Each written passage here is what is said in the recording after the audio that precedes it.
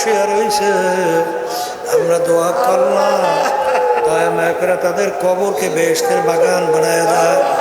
আল্লাহ মাহফিলকে হেদায়েতের জরিয়া বানায়া দেন।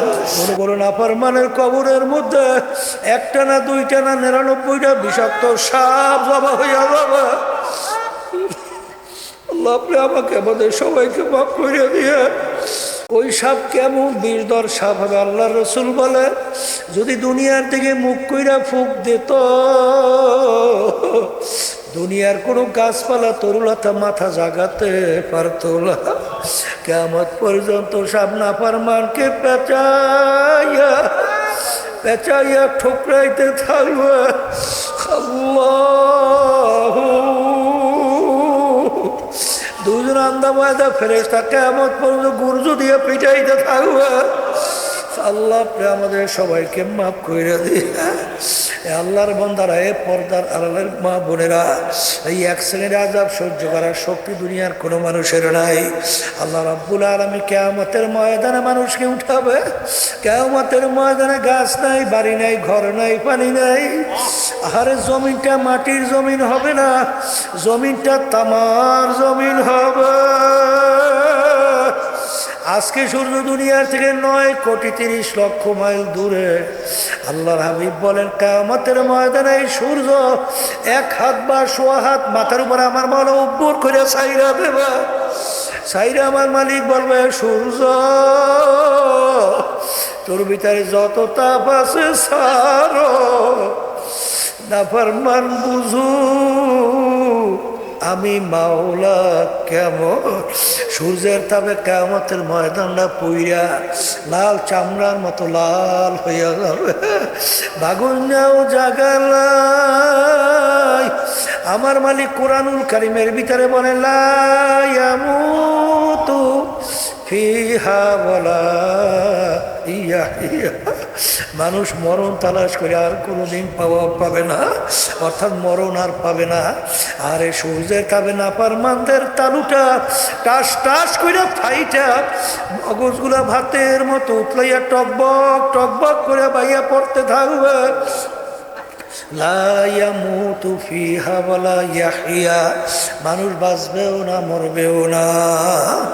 এ কবরের যাত্রীরা ভালো করে মনকে বুঝাও, দুনিয়ার যে কোনো কাজের ভিতরে একটা সময় থাকে, একটা তারিখ দেওয়া থাকে, কিন্তু তোমার আমার মৌতের কোনো তারিখ না, সময়ও নাই।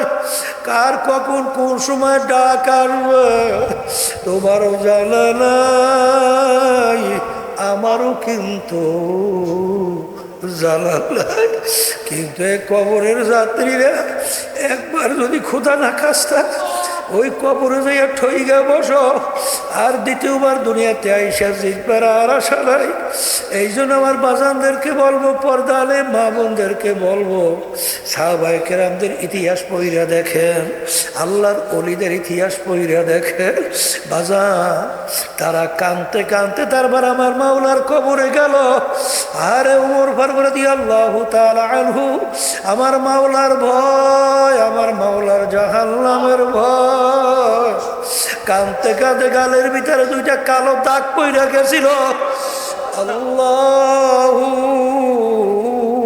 আল্লাহ। আরে অনেক সময় বকরি দেখে বলে, মালিক তুমি যদি আমাকে একটা বকরির বাচ্চা বানাইতা, আরে একটা ছাগলের বাচ্চা হইতাম, আরে তোমার বন্দামান দিয়ে আমাকে জবাই কইরা পাক কইরা খাইতো, তোমার ইবাদত করতো। তুমি আমাকে বানাইছো মানুষ, তোমার সামনে আমার দাঁড়াইয়া হিসাব দেওয়া লাগবে। এ আমার দয়ার মালিক, আমি কিভাবে তোমার সামনে হিসাব দেব? এই কথা বলে আর 2 চোখের পানি ছাইরা কান্দে। ওসমান গনি রাদিয়াল্লাহু তাআলা আনহু এই বাংলাদেশের মতো প্রায় 350 দেশের রাজত্ব করছিলেন। তিনি অনেক সময় কবর দেখতে এমনভাবে অজরে কান্না শুরু করতেন, কাঁদতে কাঁদতে অনেক সময় দাঁড়ানো অবস্থায় ঠাস করে বইসা পড়তো। লোকেরা বলে, আপনি কবর দেখলে এরকম কেন অস্থির হইয়া যান? তিনি বলো, আমার সাথীরা, আখেরাতের যে কয়টা ঘাটি, তার প্রথম নম্বর ঘাটি হইল কবর। এই কবরে তার সঙ্গে ভালো ব্যবহার হবে, সামনের ঘাটিতেও ভালো ব্যবহারের আশা করা যায়। এই জন্য আমি কবর দেখলে সহ্য করতে পারি না। আর যেই মামলার তদবির নাই, ওই মামলারও কিন্তু খালাস নাই। বাজা, আমার দাদা নাম রহমাতুল্লাহ আলাই, তার কথা শুনছিলাম। ইন্তেকালের আগে আগে চোখের উপরে বৈশাখ পাশেই কবরস্থান, তাকাইয়া তাকাইয়া পোলাপানের মতো করিয়া চিল্লায়, দুই চোখ দিয়া বাইয়া বাইয়া টপ টপ করিয়া পানি পড়ে। আর মালিকের দিকে ফিরে ফিরে করু সুরে ডাক দেয় আর বলে, ওরে আমার দয়ার মালিক, তুমি যদি আমাকে মাপ নাই করো, ওই অন্ধকার কবরে আমি একা কেমনে থাকবো? যেই মামলার তদবির নাই, তার কিন্তু খালাস নাই। এই জন্য আমার বাজানদেরকে বলবো, পর্দালে মা বোনরা যারা শুনতেছেন, বাজা, আজকে যারা মাহফিলে আমরা আসছি, আমাদের সবাই দিল কিন্তু নরম, কিন্তু বাজার এখান থেকে বাড়ি রাস্তাঘাটে বাজারে যাওয়ার পরে এই অবস্থান কিন্তু আর থাকতে চায় না। এই জন্য আমার মালিক বলে, ওয়াকুনু মা'আস সাদিকিন, তোমরা সাদিকিন বান্দাদের সঙ্গী হইয়া যাও। সোহবতে সালে তোরা সালেকুনা, সোহবতে তালেহ তোরা তালেহুনা, এক জামানা সোহবতে বা আউলিয়া, বেহতর সদ সালে তাআত বেরিয়া। সৎসঙ্গে স্বর্গবাস, অসৎসঙ্গে সর্বনাশ। এ কবরের যাত্রীরা দলাদলি বুঝি টুজি না। আমাদের দায়িত্ব, কর্তব্য, ঈমানকে মজবুত করো, নেক আমল করো, নেকের পাল্লা ভারী করো, এরপর দুনিয়া থেকে বিদায় নিয়ে কবরে রওনা করো। বাজার, এখন মালিক যখন মাহফিলে নিয়ে আসছেন, যাদের চরমনের তরিকা ভালো লাগে, আজকে তাওবার বিচারে নিয়াত করবেন। বর্তমান পীর সাহেব হুজুর চরমনাই, তার কাছে মুরিদ হয়ে গেলাম। চরমনার তরিকা যাদের কাছে ভালো না লাগে, যে কোনো এক সহি তরিকায় যাও। আমাদের উদ্দেশ্য ঈমানকে মজবুত করে, নেকের পাল্লা ভারী কইরা, চোখে পানি নিয়ে কলপ নরম কইরা, হারে মালিকের যাকে সারা দিয়া কবরে যাওয়া। বাজার, কবরে কিন্তু কোনো দলাদলি নাই। আমার মালিক বড় দয়ার মালিক, বড় মায়ার মালিক। যদি মালিককে ডাক দেওয়ার মতো দিতে পারো, আমার মালিক তোমাকে আমাকে মাহরুম করবে না। আল্লাহুম্মা আমিন। এই ঘরের মেয়ে লোকেরা হাত উঠাও, গুনার কথা মনে করো, দুই চোখের পানি ফেলা, আর মালিকের দরবারে কান্দ, আর মালিকের দরবারে মাপ চাও। যদি কান্না না আসে, মনকে বুঝাও, করে মা, একদিনে ঘরের দরজা দিয়ে নতুন বউ হয়ে উঠছিল রে মা।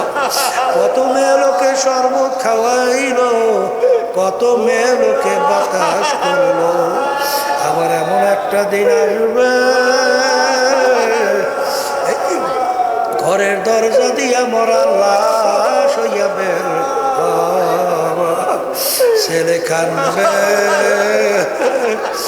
মামা করা মে কানবে, মামা করে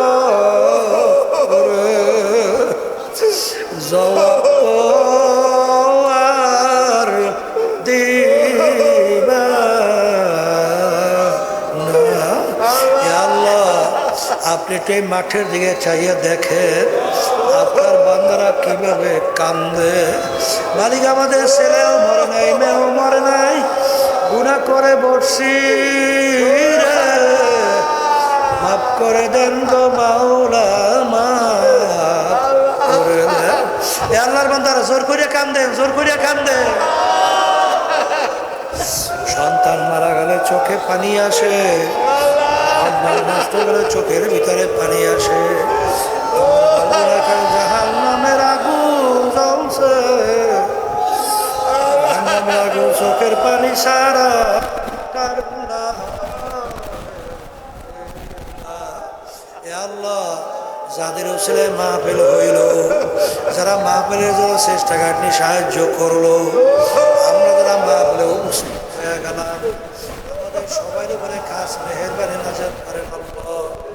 আল্লাহ, আমাদের আম্মা আব্বা দাদা দাদু নানা নানি স্ত্রী আত্মীয় স্বজন যারা অন্ধকার কবরে শুয়ে রয়েছে, আমরা দোয়া করলাম দয়া মায়া করে তাদের কবরকে বেহেশতের বাগান বানায় দেয়। আল্লাহ, মাহফিলকে হেদায়েতের জরিয়া বানায়া দেন। সুবহান রাব্বিকা রাব্বিল ইজ্জাতি আম্মা ইয়াসিফুন ওয়া সালামুন আলাল মুরসালিন ওয়ালহামদুলিল্লাহি রাব্বিল আলামিন। কেউ